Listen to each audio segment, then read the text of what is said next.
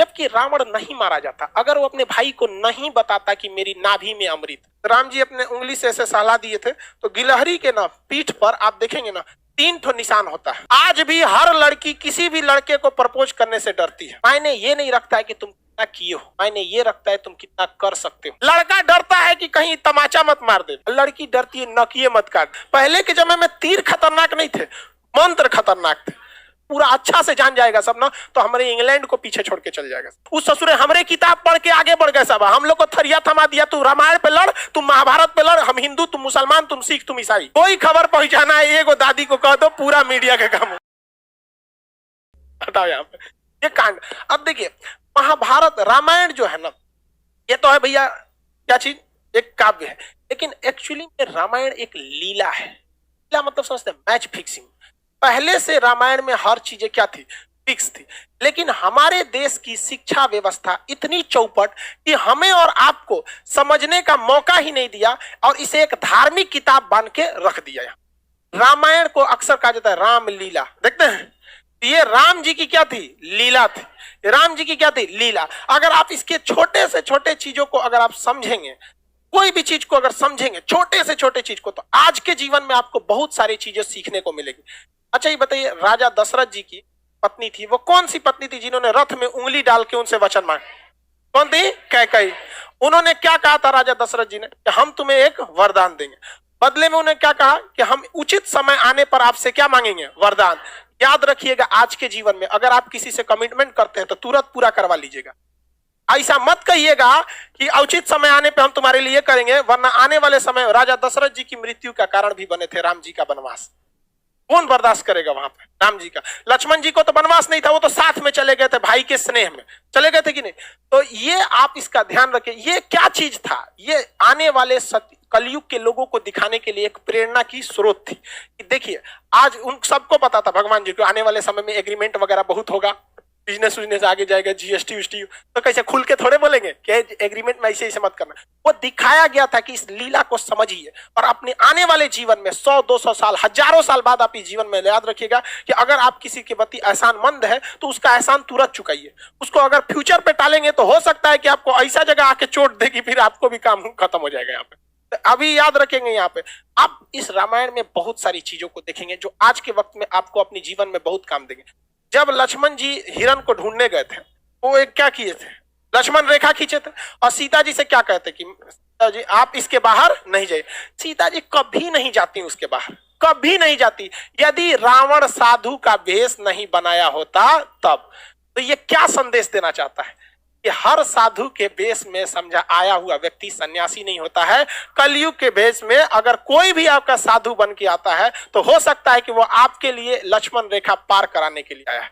इसलिए आंख बंद करके भरोसा नहीं कीजिएगा, क्योंकि सीता जी जैसी जब वो भगवान की पत्नी जब धोखा खा सकती हैं तो हम जैसे तुच्छ मानव लोग की औकात कौन सी औकात है हमारी। और आज भी देखिए आपको तांत्रिक लोग किसी किसी नाम पे आपको ठगेंगे। ये एक लीला है, लेकिन हमारी सिस्टम में जब अंग्रेज आए थे तो इस तरह से पढ़ा के गए कि हमारे और आपके दिमाग पे एक ताला मार दिया कि बौद्ध ग्रंथों में कुछ भी है तो आप इसे नहीं पढ़ेंगे, क्योंकि आपके दिमाग पे ताला मारा गया है कि आप हिंदू हैं, आप मुसलमान हैं, आप सिख हैं।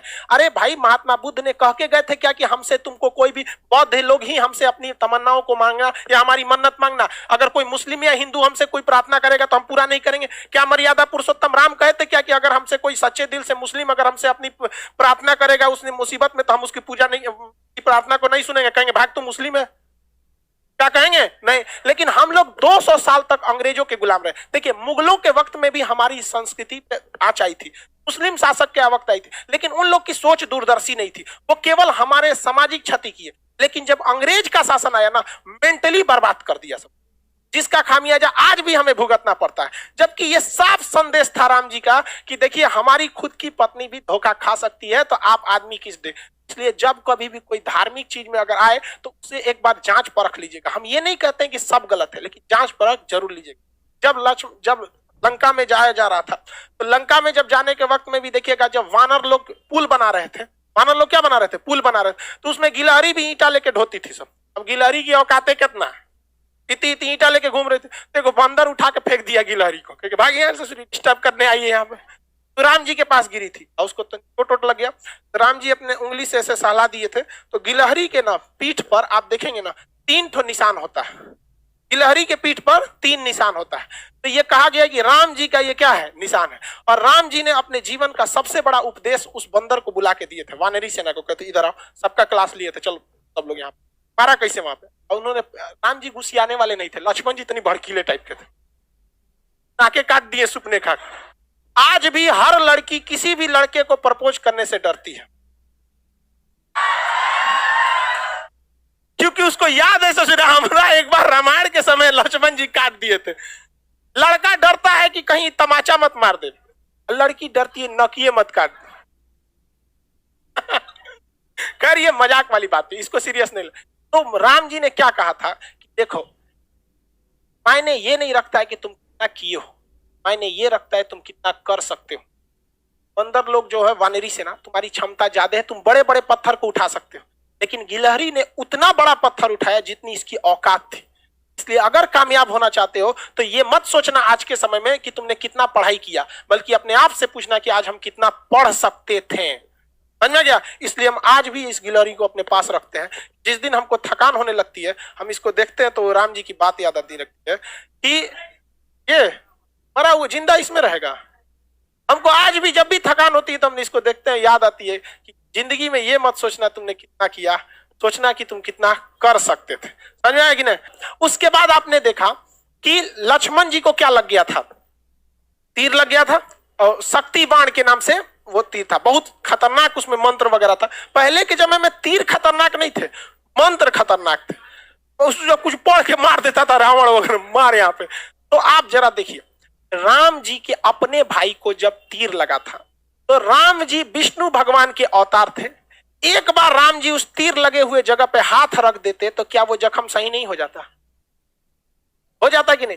लेकिन राम जी तो भैया ठहरे भगवान, उन्हें पता था कि आने वाले कलयुग में बहुत सारे ऐसे तांत्रिक घूमने लगेंगे जो कहेंगे कि मर्यादा पुरुषोत्तम राम ने जो मंत्र पढ़ा था, मैं उसी मंत्र को पढ़ के आपके AK-47 का गोली लगा है साफ कर देंगे, बिच्छी काटा है साफ कर देंगे, सांप काटा है साफ कर देंगे। इसलिए राम जी अपने भाई को तड़पते हुए छोड़े और कहे हनुमान जी को कि जाइए आप हिमालय से संजीवनी बूटी लाइए, जो हनुमान जी को दिखाता है कि यदि समय रहते अगर आप मेडिकल सुविधा ला सकते। आज के समय में अगर आप देखेंगे, मजाक में सेंस में ना लेंगे तो आज के समय में वो एम्बुलेंस को दर्शाता है।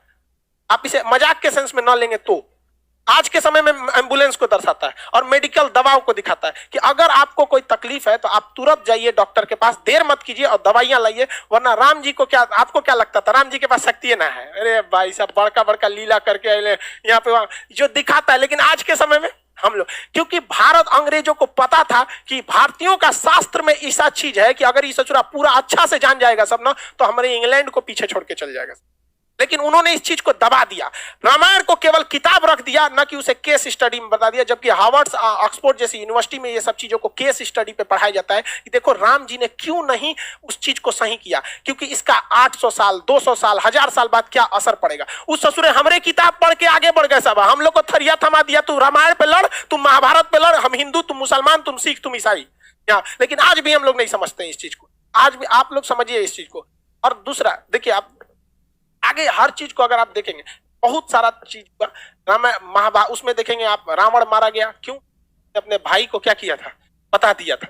जबकि रावण नहीं मारा जाता अगर वो अपने भाई को नहीं बताता कि मेरी नाभि में अमृत। इसलिए ये क्या दर्शाता है?